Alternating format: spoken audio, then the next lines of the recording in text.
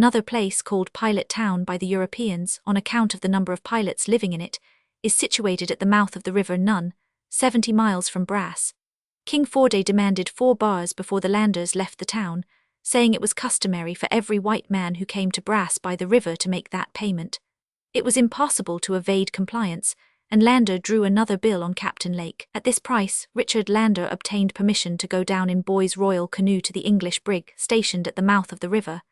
His brother and his servants were not to be set free until the return of the king. On his arrival on the brig, Lander's astonishment and shame was extreme when he found that Lake refused to give him any help whatever.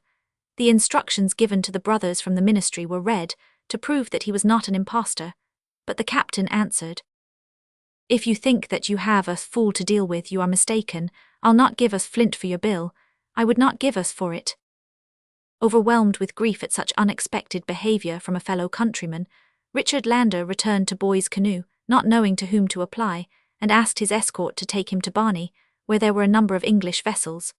The king refused to do this, and the explorer was obliged to try once more to move the captain, begging him to give him at least 10 muskets, which might possibly satisfy Forday.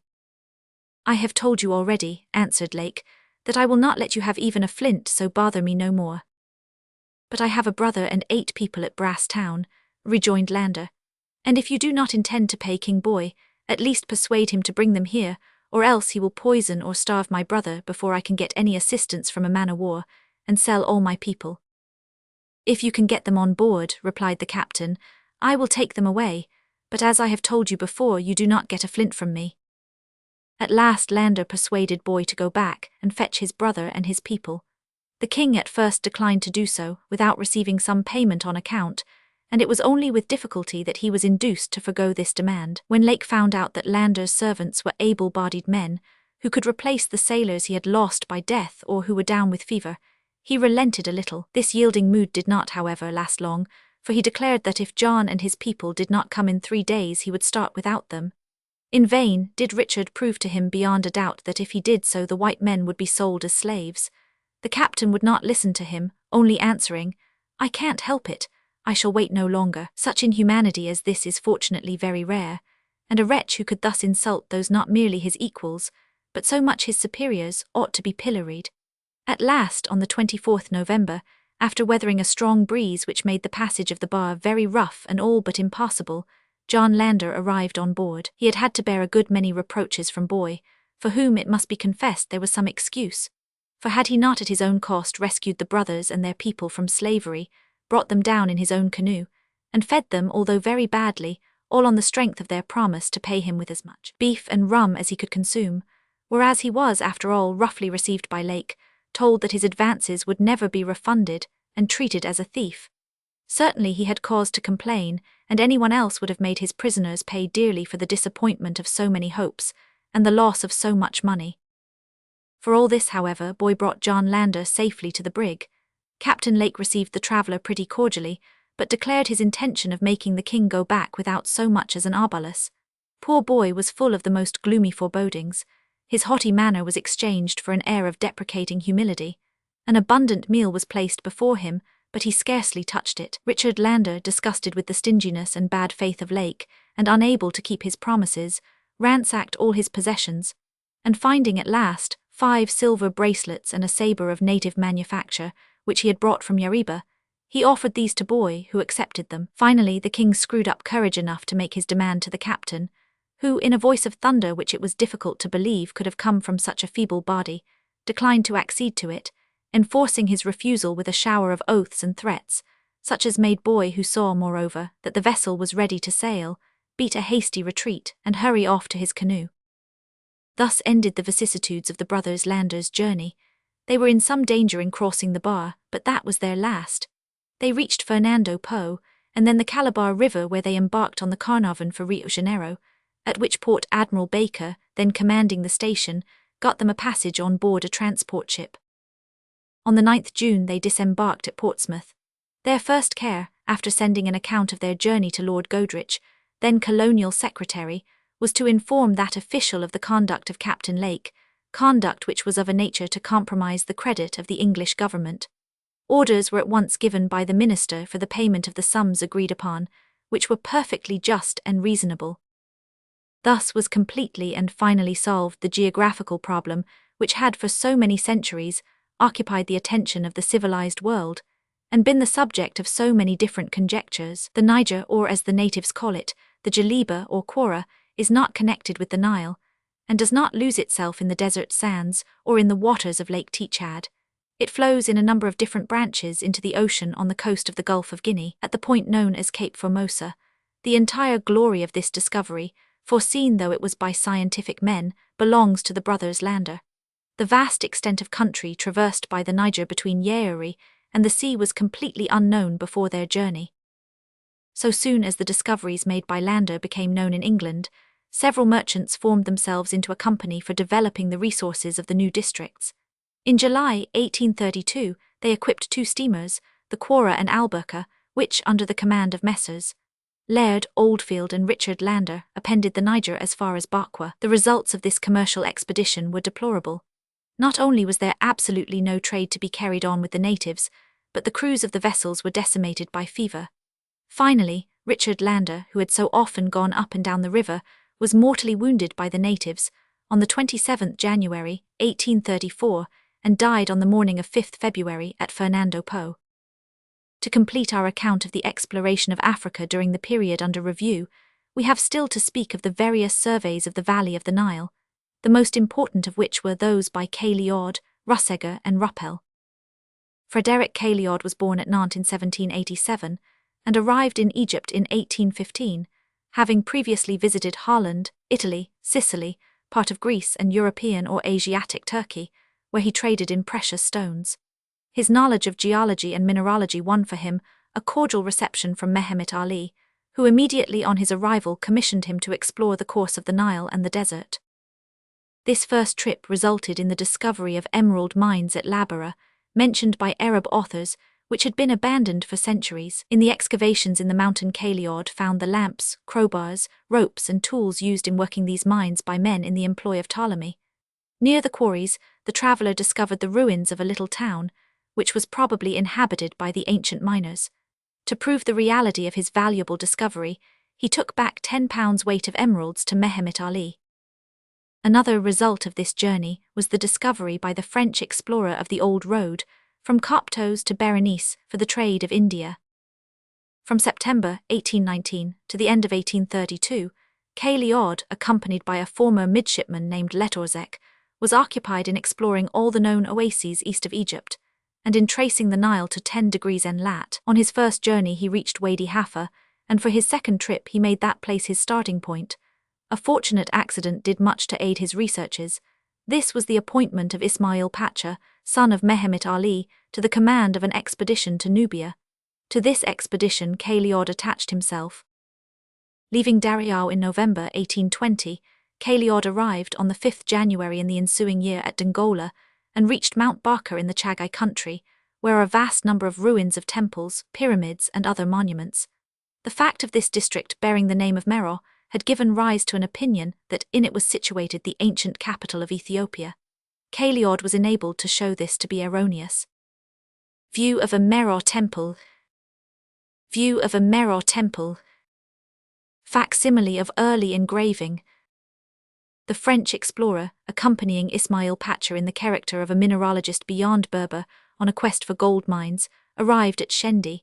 He then went with Letorzec to determine the position of the junction of the Atbara with the Nile, and at Essaouira, not far from degrees en lat, he discovered the ruins of an extensive ancient town.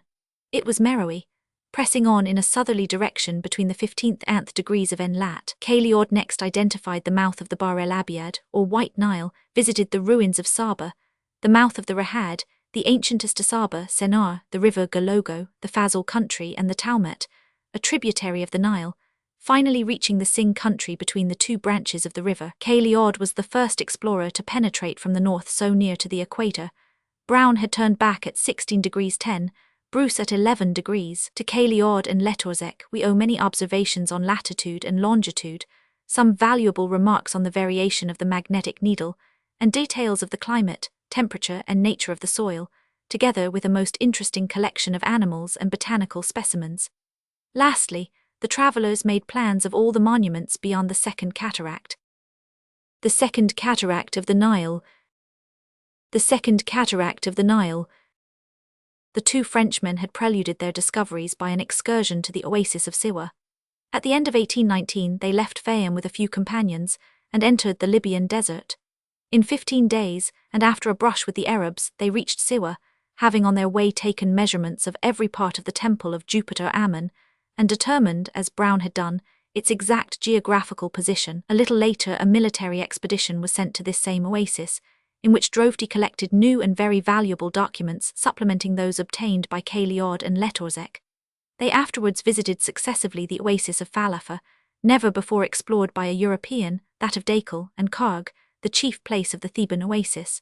The documents collected on this journey were sent to France, to the care of M. Jarmard, who founded on them his work called Voyage à l'Oasis de Siwa. Temple of Jupiter Ammon. Temple of Jupiter Ammon. A few years later Edward Ruppel devoted 7 or 8 years to the exploration of Nubia, Sennaar, Kordofan and Abyssinia in 1824. He ascended the White Nile for more than 60 leagues above its mouth.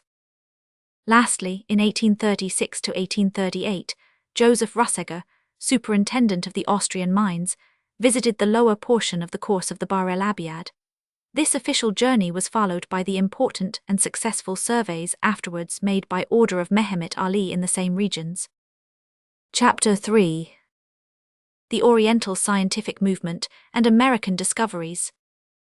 The decipherment of cuneiform inscriptions and the study of Assyrian remains up to 1840, ancient Iran and the Avesta, the survey of India and the study of Hindustani, the exploration and measurement of the Himalaya Mountains, the Arabian Peninsula, Syria and Palestine, Central Asia and Alexander von Humboldt, Pike, sources of the Mississippi, Arkansas and Red River, Major Long's 2 expeditions, General Cass' schoolcraft at the sources of the Mississippi, the exploration of New Mexico, archaeological expeditions in Central America, scientific expeditions in Brazil, Spix and Martin, Prince Maximilian of Wide Neuwied, 500 Aubigny and American Man. Although the discoveries which we are now to relate are not strictly speaking geographical, they nevertheless throw such a new light on several early civilizations, and have done so much to extend the domain of history and ideas, that we are compelled to dedicate a few words to them. The reading of cuneiform inscriptions and the decipherment of hieroglyphics are events so important in their results, they reveal to us so vast a number of facts hitherto unknown, or distorted in the more or less marvelous narratives of the ancient historians Diodorus, Ctesias, and Herodotus, that it is impossible to pass over scientific discoveries of such value in silence. Thanks to them, we form an intimate acquaintance with a whole world, with an extremely advanced civilization, with manners, habits, and customs differing essentially from our own. How strange it seems to hold in our hands the accounts of the steward of some great lord or governor of a province, or to read such romances as those of Setna and the 2 brothers, or stories such as that of the predestined prince. Those buildings of vast proportions, those superb temples, magnificent hypog-ah and sculptured obelisks, were once nothing more to us than sumptuous monuments, but now that the inscriptions upon them have been read, they relate to us the life of the kings who built them, and the circumstances of their erection. How many names of races not mentioned by Greek historians, how many towns now lost, how many of the smallest details of the religion, art, and daily life, as well as of the political and military events of the past, are revealed to us by the hieroglyphic and cuneiform inscriptions.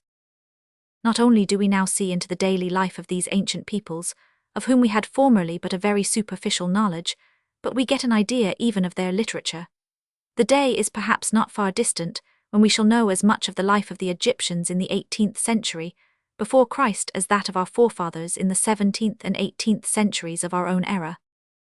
Carsten Niebuhr was the first to make and bring to Europe an exact and complete copy of inscriptions at Persepolis in an unknown character. Many attempts had been made to explain them, but all had been vain, until in 1802 Grotefend, the learned Hanoverian philologist, succeeded, by an inspiration of genius, in solving the mystery in which they were enveloped. Truly these cuneiform characters were strange and difficult to decipher. Imagine a collection of nails variously arranged, and forming groups horizontally placed. What did these groups signify? Did they represent sounds and articulations, or, like the letters of our alphabet, complete words?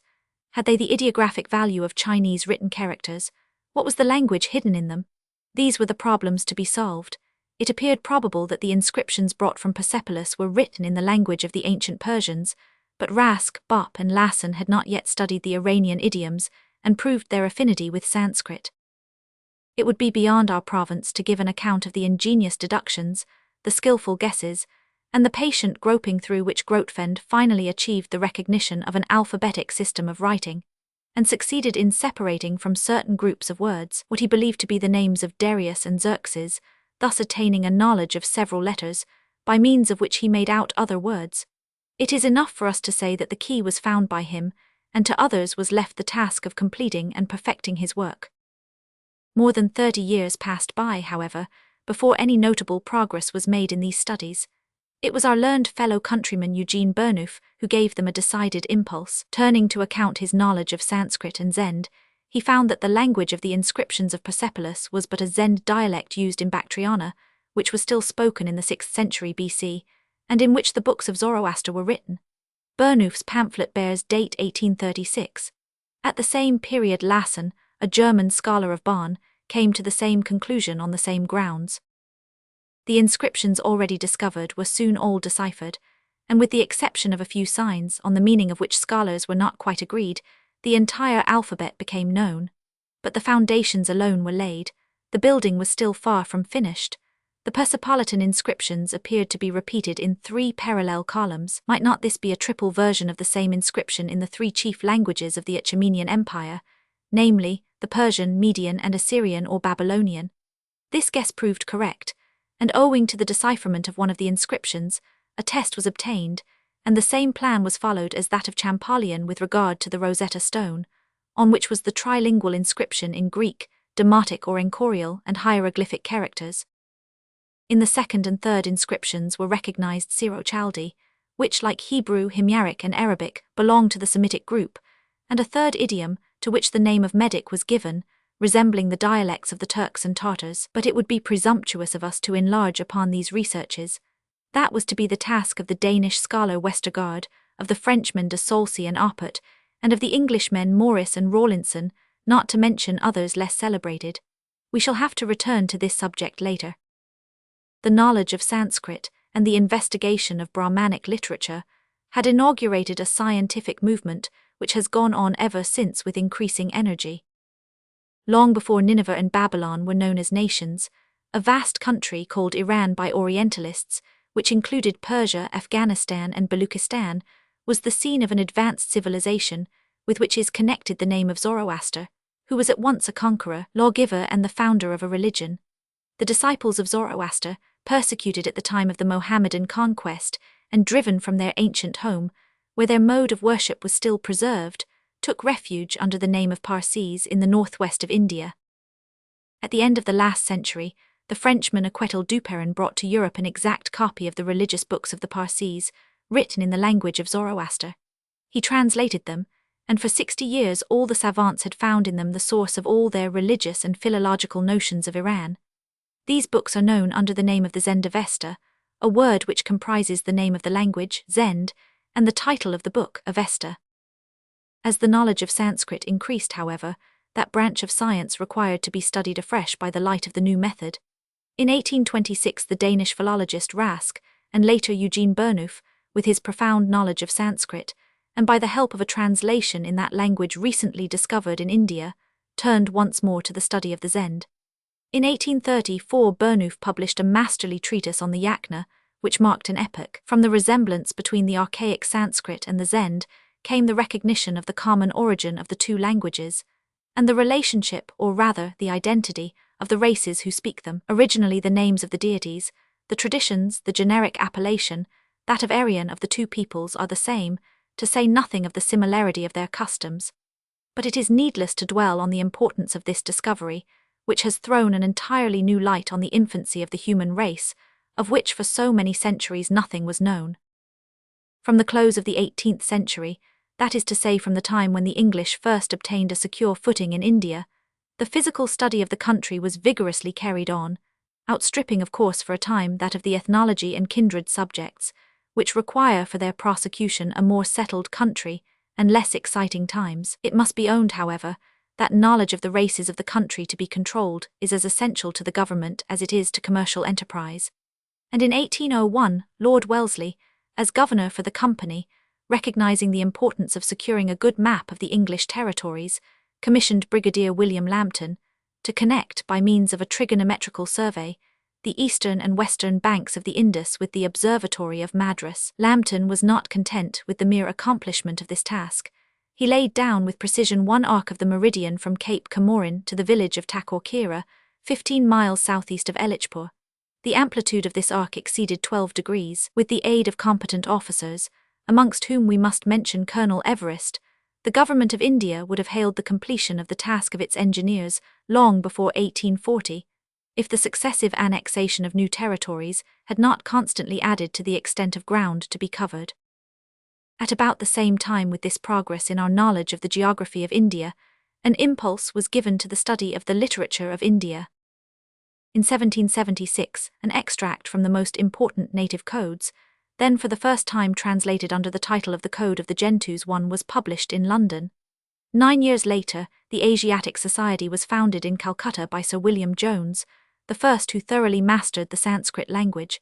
In Asiatic Researches, published by this society, were collected the results of all scientific investigations relating to India. In 1789, Jones published his translation of the drama of Sakuntala, that charming specimen of Hindu literature, so full of feeling and refinement. Sanskrit grammars and dictionaries were now multiplied, and a regular rivalry was set on foot in British India, which would undoubtedly soon have spread to Europe, had not the continental blockade prevented the introduction of works published abroad. At this time an Englishman named Hamilton, a prisoner of war in Paris, studied the Oriental MSS in the library of the French capital and taught Frederick Schlegel the rudiments of Sanskrit, which it was no longer necessary to go to India to learn. One Gentoo was the name given by Old English writers to the natives of Hindustan, and is now obsolete, having been superseded by that of Hindu. Trans. Lassen was Schlegel's pupil, and together they studied the literature and antiquities of India, examining, translating and publishing the original texts, whilst at the same time Franz Bopp devoted himself to the study of the language, making his grammars accessible to all, and coming to the conclusion, which was then startling, although it is now generally accepted, of the common origin of the Indo-European languages. It was proved that the Vedas, that collection of sacred writings held in too universal veneration to be tampered with, were written in a very ancient and very pure idiom which had not been revived, and whose close resemblance with the Zend put back the date of the composition of the books beyond the time of the separation of the Aryan family into two branches, the Mahabharata and the Ramayana, dating from the Brahminical or the period succeeding that of the Vedas, were next studied, together with the Puranas. Owing to a profounder knowledge of the language and a more intimate acquaintance with the mythology of the Hindus, scholars were able to fix approximately the date of the composition of these poems, to ascertain the numberless interpolations, and to extract everything of actual historical or geographical value from those marvelous allegories. The result of these patient and minute investigations was a conviction that the Celtic, Greek, Latin, Germanic, Slave and Persian languages had one common parent, and that parent none other than Sanskrit. If then their language was the same, it followed as a matter of course that the people had been also identical. The differences now existing between these various idioms are accounted for by the successive breakings up of the primitive people. Approximate dates enable us to realize the greater or less affinity of those languages with the Sanskrit, and the nature of the words which they have borrowed from it, words corresponding by their nature to the different degrees of advance in civilization.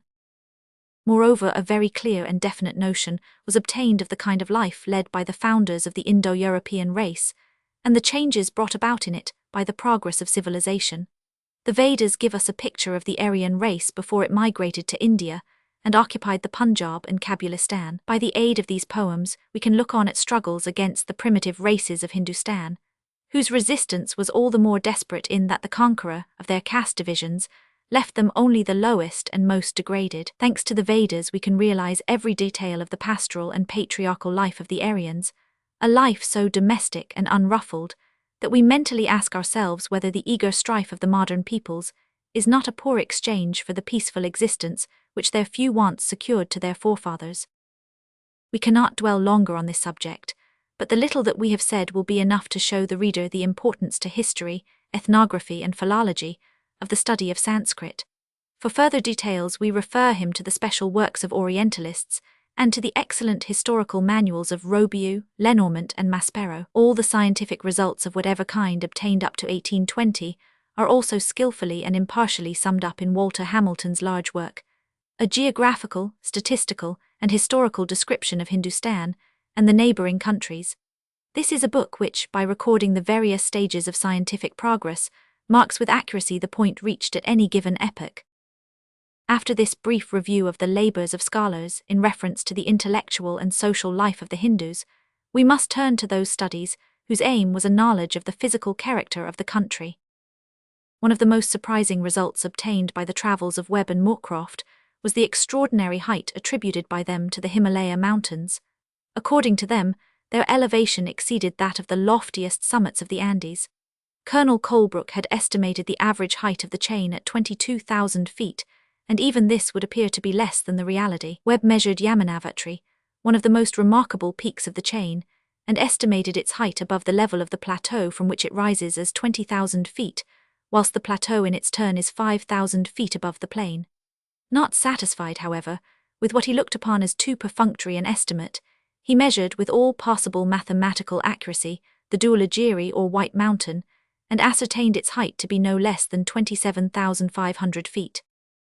The most remarkable feature of the Himalaya chain is the succession of these mountains, the ranges of heights rising one above the other. This gives a far more vivid impression of their loftiness than would one isolated peak rising from a plain and with its head lost among the clouds. The calculations of Webb and Colebrook were soon verified by the mathematical observations of Colonel Crawford, who measured 8 of the highest peaks of the Himalayas. According to him, the loftiest of all was Chumulari, situated near the frontiers of Bhutan and Tibet, which attains to a height of 30,000 feet above the sea level. Results such as these, confirmed by the agreement of so many observers, who could not surely all be wrong, took the scientific world by surprise. The chief objection urged was the fact that the snow line must in these districts be something like 30,000 feet above the sea level.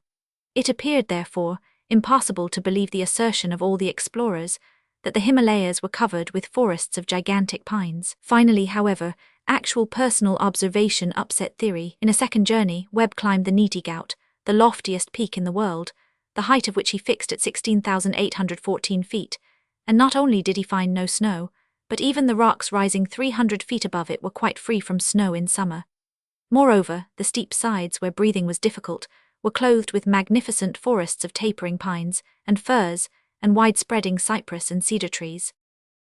The high limits of perpetual snow on the Himalaya mountains, says Disborough Cooley, are justly ascribed by Mr. Webb to the great elevation of the tableland or terrace from which these mountain peaks spring. As the heat of our atmosphere is derived chiefly from the radiation of the Earth's surface, it follows that the temperature of any elevated point must be modified in a very important degree by the proximity and extent of the surrounding plains. These observations seem satisfactorily to refute the objections made by certain savants respecting the great height of the Himalaya mountains, which may be, therefore, safely pronounced to be the loftiest mountain chain on the surface of the globe. We must now refer briefly to an expedition in the latitudes already visited by Webb and Moorcroft.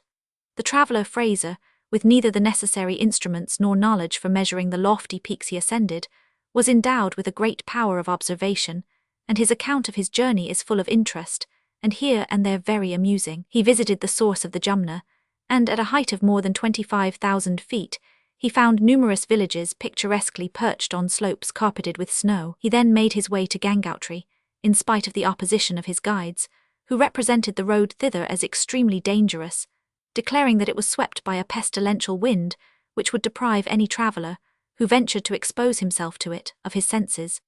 The explorer, however, was more than rewarded for all his dangers and fatigues by the enjoyment he derived from the grandeur and magnificence of the views he obtained. Villages picturesquely perched. Villages picturesquely perched. There is that, says Disborough Cooley in reference to Fraser's journey, in the appearance of the Himalaya range, which every person who has seen them will allow to be peculiarly their own. No other mountains that I have ever seen bear any resemblance to their character, Their summits shoot in the most fantastic and spiraling peaks to a height that astonishes, and when viewed from an elevated situation, almost induce the belief of an ocular deception. We must now leave the peninsula of the Ganges for that of Arabia, where we have to record the result of several interesting journeys. That of Captain Sadler of the Indian Army claims the first rank. Sent by the governor of Bombay in 1819 on an embassy to Ibrahim Pacha, who was then at war with the Wahhabis, that officer crossed the entire peninsula from Port El Katif on the Persian Gulf to Yambo on the Red Sea. Unfortunately, the interesting account of this crossing of Arabia, never before accomplished by a European, has not been separately published, but is buried in a book which it is almost impossible to obtain, the Transactions of the Literary Society of Bombay. At about the same time, 1821–1826, the English government commissioned Captains Moresby and Haynes, of the Naval Service, to make hydrographical surveys with a view to obtaining a complete chart of the coasts of Arabia. These surveys were to be the foundation of the first trustworthy map of the Arabian Peninsula. We have now only to mention the two expeditions of the French naturalists, Okur Eloy in the country of Oman, and Émile Barta in Yemen, and to refer to the labours in reference to the idioms and antiquities of Arabia of the French consul at Jeddah, Fulgence, Fresnel. He was the first, in his Letters on the History of the Arabs Before Islamism, published in 1836, to explain the Himyarite or Homeric language, and to recognize that it resembles rather the early Hebrew and Syriac dialects than the Arabic of the present day. At the beginning of this volume, we spoke of the explorations and archaeological and historical researches of Seetzen and Burckhardt in Syria and Palestine. We have still to say a few words on an expedition, the results of which were entirely geographical. We refer to the journey of the Bavarian naturalist Heinrich Schubert. Schubert was a devout Catholic and an enthusiastic student, and the melancholy scenery of the Holy Land with its wonderful legends, and the lovely banks of the mysterious Nile with its historic memories, had for him an extraordinary fascination. In his account of his journey, we find the deep impressions of the believer combined with the scientific observations of the naturalist. In 1837, Schubert, having crossed Lower Egypt and the peninsula of Sinai, entered the Holy Land. The learned Bavarian pilgrim was accompanied by two friends, Dr. Erdel and Martin Bernatz, a painter. The travellers landed at El Aqaba on the Red Sea, and went with a small Arab caravan to El Khalil, the ancient Hebron. The route they followed had never before been trodden by a European. It led through a wide, flat valley terminating at the Dead Sea, a valley through which the waters of the Dead Sea were supposed at one time to have flowed towards the Red Sea. This hypothesis was shared by Burckhardt and many others who had only seen the district from a distance, and who attributed the cessation of the drainage to an upheaval of the soil. The heights, as taken by the travellers, showed this hypothesis to be altogether erroneous. In fact, from the lower end of the Persian Gulf, the country presents a continuous ascent for 2 or 3 days' march to the point called by the Arabs the Saddle. From thence it begins to sink and slopes down towards the Dead Sea. The Saddle is about 2,100 feet above the sea level, at least that was the estimate given a year later by Count Berthoud, a Frenchman, who visited those localities at that time. On their way down to the bituminous lake, Schubert and his companions took some other barometrical observations, and were very much surprised to find their instrument marking 91 feet below the Red Sea, the levels gradually decreasing in height as they advanced. At first they thought there must be some mistake, but finally the evidence was too strong for them, and it became proved beyond a doubt that the Dead Sea could never have emptied its waters into the Red Sea, for the very excellent reason that the level of the former is very much lower than that of the latter. The depression of the Dead Sea is very much more noticeable when Jericho is approached from Jerusalem. In that case the way lies through a long valley with a very rapid slope, all the more remarkable as the hilly plains of Judea, Pere, and El Haran are very lofty, the latter rising to a height of nearly 3,000 feet above the sea level. The appearance of the country and the testimony of the instruments were in such contradiction to the prevalent belief that Messrs.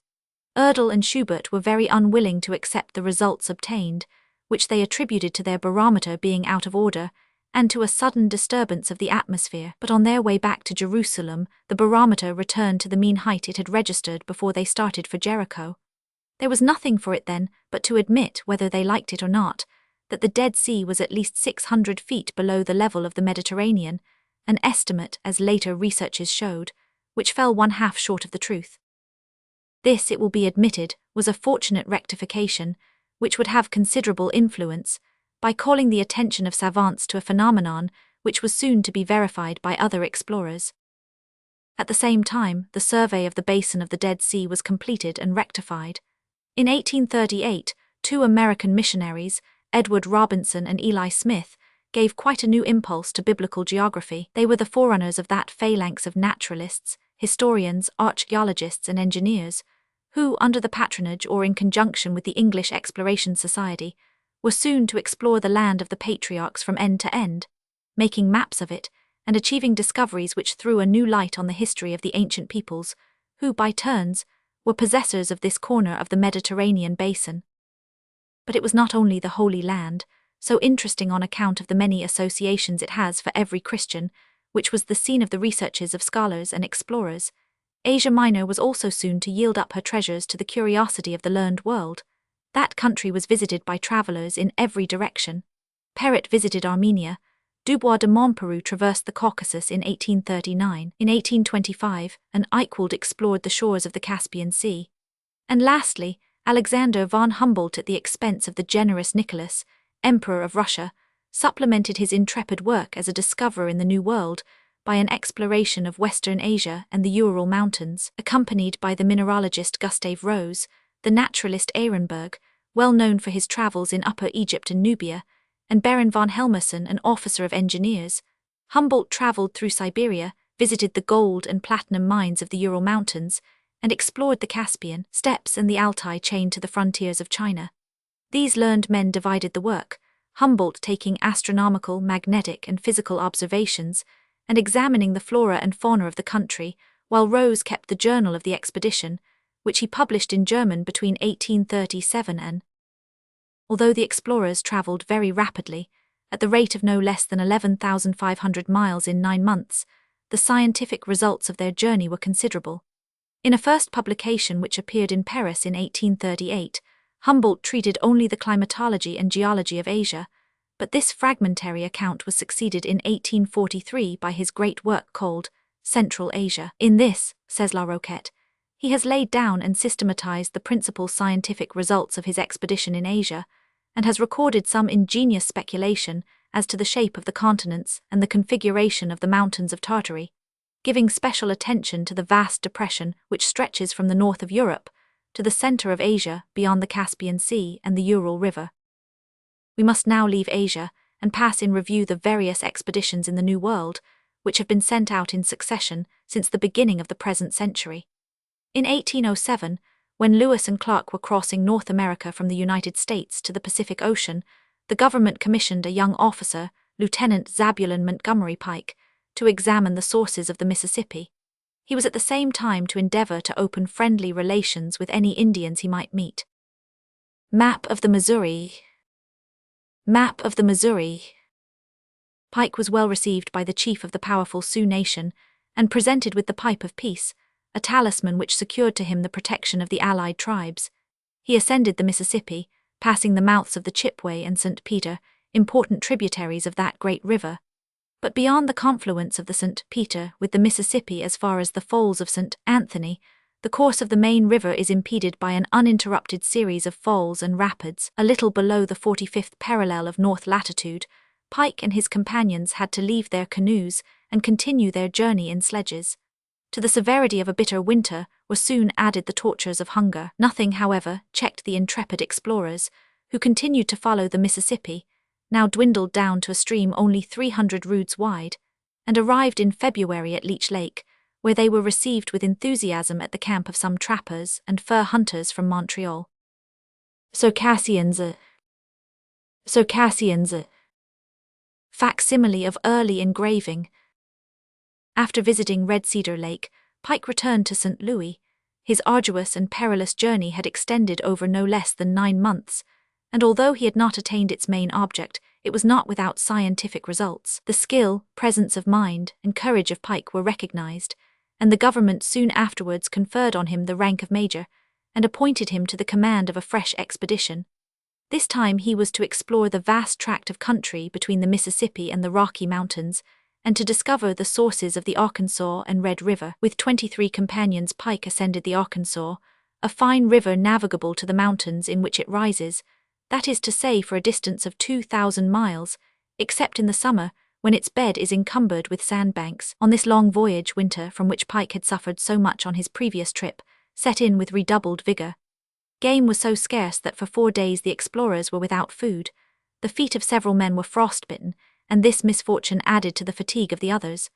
The major, after reaching the source of the Arkansas, pursued a southerly direction, and soon came to a fine stream which he took for the Red River. This was the Rio del Norte, which rises in Colorado, then a Spanish province, and flows into the Gulf of Mexico. From what has been already said of the difficulties which Humboldt encountered before he obtained permission to enter the Spanish possessions in America, we may judge with what jealous suspicion the arrival of strangers in Colorado was regarded. Pike was surrounded by a detachment of Spanish soldiers, made prisoner with all his men, and taken to Santa Fe. Their ragged garments, emaciated forms, and generally miserable appearance did not speak much in their favor, and the Spaniards at first took the Americans for savages. However, when the mistake was recognized, they were escorted across the inland provinces to Louisiana, arriving at Natchitoches on the 1st July, 1807. The unfortunate end of this expedition cooled the zeal of the government, but not that of private persons, merchants, and hunters, whose numbers were continually on the increase. Many even completely crossed the American continent from Canada to the Pacific. Amongst these travelers we must mention Daniel William Harmon, a member of the Northwest Company, who visited Lakes Huron and Superior, Rainy Lake, the Lake of the Woods, Manitoba, Winnipeg, Athabasca, and the Great Bear Lake, all between N-lat. 47 degrees and reached the shores of the Pacific. The Fur Company, established at Astoria at the mouth of the Columbia, also did much towards the exploration of the Rocky Mountains. 4 associates of that company, leaving Astoria in June 1812, ascended the Columbia, crossed the Rocky Mountains, and following an east-southeast direction, reached one of the sources of the Platte, descended it to its junction with the Missouri, crossed a district never before explored, and arrived at St. Louis on the 30th May, 1813. In 1811, another expedition composed of 60 men started from St. Louis and ascended the Missouri as far as the settlements of the Racara Indians, whence they made their way to Astoria, arriving there at the beginning of 1812, after the loss of several men and great suffering from fatigue and want of food. These journeys resulted not only in the increase of our knowledge of the topography of the districts traversed, but they also brought about quite unexpected discoveries. In the Ohio Valley between Illinois and Mexico, for instance, were found ruins, fortifications, and entrenchments, with ditches and a kind of bastion, many of them covering 5 or 6 acres of ground. What people can have constructed works such as these, which denote a civilization greatly in advance of that of the Indians, is a difficult problem of which no solution has yet been found. Philologists and historians were already regretting the dying out of the Indian tribes, who until then had been only superficially observed, and lamenting their extinction before their languages had been studied.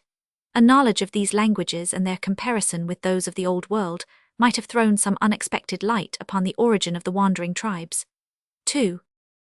The author has evidently not seen Bancroft's Native Races of the Pacific, an exhaustive work in 5 volumes, published at New York and San Francisco a few years ago, and which embodies the researches of a number of gentlemen who collected their information on the spot, and whose contributions to our knowledge of the past and present life of the Indians should certainly not be ignored.